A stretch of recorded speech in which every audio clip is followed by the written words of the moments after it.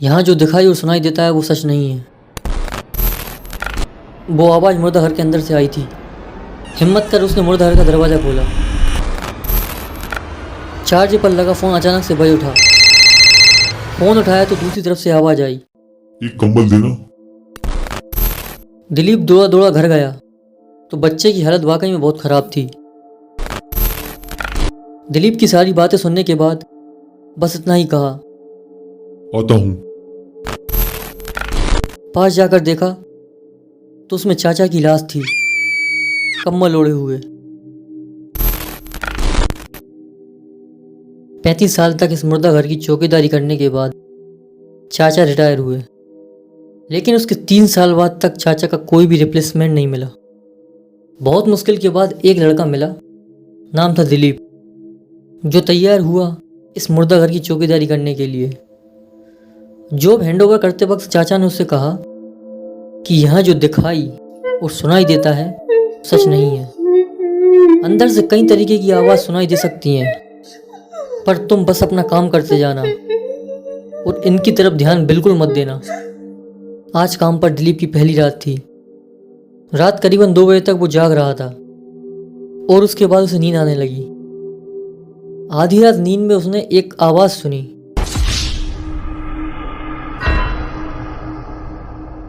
आंख खुली तो चारों तरफ सन्नाटा था। आधी नींद में उसने वो आवाज़ सुनी थी, इसीलिए वो अपना वहम मानकर सोने की कोशिश कर रहा था कि वो आवाज़ उसने दोबारा सुनी।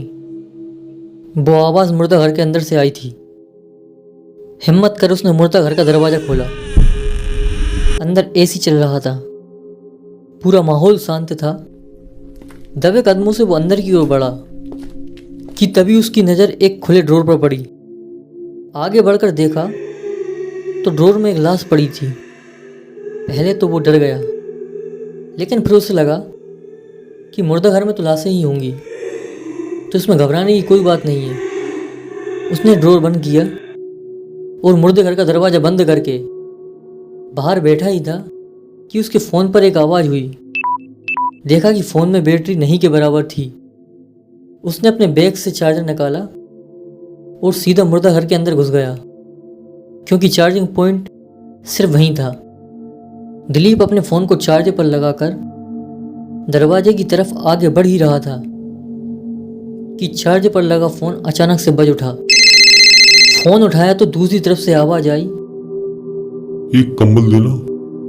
और उसके बाद फ़ोन डिस्कनेक्ट हो गया। दिलीप ने जब उस नंबर पर फ़ोन किया तो उसे अपनी आंखों और कानों पर यकीन नहीं हो रहा था, क्योंकि वो मुर्दा घर के अंदर रखे हुए लैंडलाइन का नंबर था। और सोचने वाली बात यह है कि उस समय उसके अलावा अगल बगल और कोई नहीं था। वो तुरंत दरवाजे के बाहर भागा, पर दरवाज़ा बंद करते वक्त न जाने उसे क्या सूझी कि उसने अपना कंबल मुर्दा घर के अंदर फेंक दिया। पूरी रात इसके बाद और कोई घटना नहीं घटी। सुबह जब उसने दरवाज़ा खोला तो कंबल दरवाजे के ठीक सामने पड़ी थी, पर वैसी नहीं जैसी उसने कल रात को फेंकी थी। कंबल समेट कर रखी हुई थी। अगली रात दिलीप जब काम पर गया तो उसने दरवाज़ा खोलकर कंबल अंदर फेंक दी और सोने चला गया। यह उसका डेली का रूटीन बन गया था। यहाँ काम करते हुए उसे 2 महीने हो गए थे। आज की रात उसने फिर से वही आवाज़ सुनी जो उसने पहले दिन सुनी थी। दरवाज़ा खोलकर उसने अंदर कदम रखा। एक ड्रॉर खुला पड़ा था।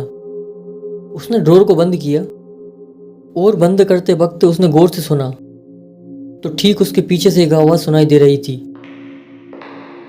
वो आवाज़ को सुनकर ऐसा लग रहा था जैसे कोई वॉकिंग स्टिक से चलकर आ रहा हो। ये आवाज़ एकाएक बंद हुई और शुरू हुई दूसरी आवाज़। पॉकेट में पड़ा दिलीप का फ़ोन बज उठा।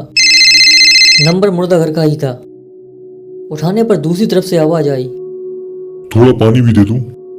चाचा ने जॉब हैंडओवर करते वक्त कहा था, यहाँ जो सुनाई और दिखाई देता है वो सच नहीं है। वहाँ काम करने के पहले दिन से ही दिलीप जैसे किसी न दिखाई देने वाली ताकत का गुलाम बन गया था और हर रात सोने से पहले मुर्दा घर के अंदर कंबल और पानी रख देता था सुबह दरवाज़ा खोलने पर पानी की बोतल आधी खाली मिलती और कंबल बिखरा हुआ मिलता। यह सिलसिला करीबन 5-6 महीने तक ऐसे ही चलता रहा।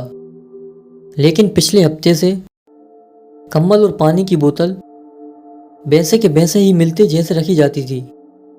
दिलीप को लगा कि अंदर जो कोई भी था अब वो वहाँ नहीं है। इसीलिए एक दिन कंबल और पानी की बोतल रखे बिना ही सोने चला गया। सुबह आँख खुली तो देखा मोबाइल पर 15 मिस्ड कॉल पड़े थे उसके घर से। कॉल बैक किया तो बीवी ने रोते रोते बताया कि बच्चे की तबीयत कल रात से बहुत ख़राब है।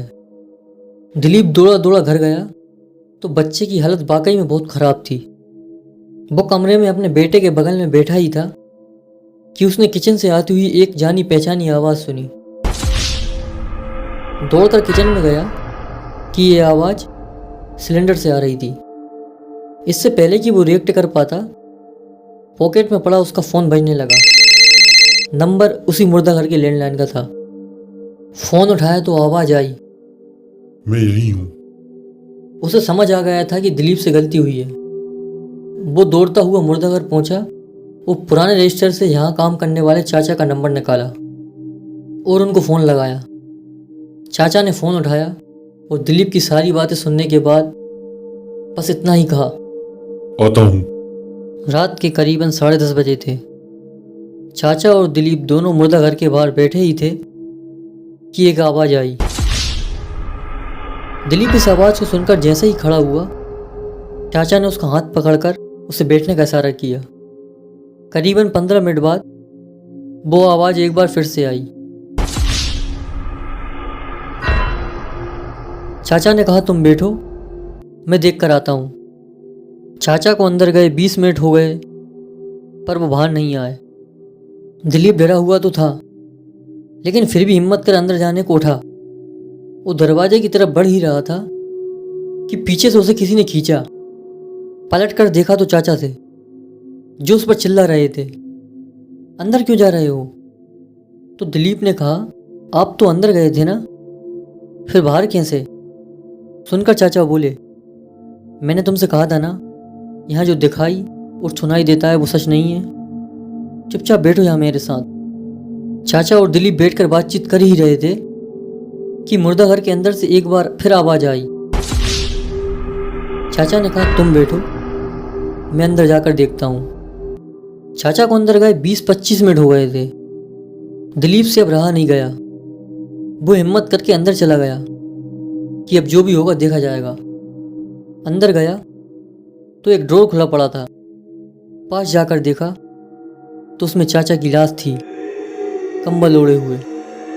चाचा की लाश को देखते हुए दिलीप को सिर्फ एक ही बात याद आ रही थी कि यहाँ जो भी दिखाई और सुनाई देता है वो सच नहीं है, वो सब झूठ है। जैसे जैसे दिलीप इस चीज़ पर यकीन कर रहा था कि जो भी उसे दिखाई दे रहा है वो सब झूठ है, वैसे वैसे वो लाश अपना रंग बदल रही थी।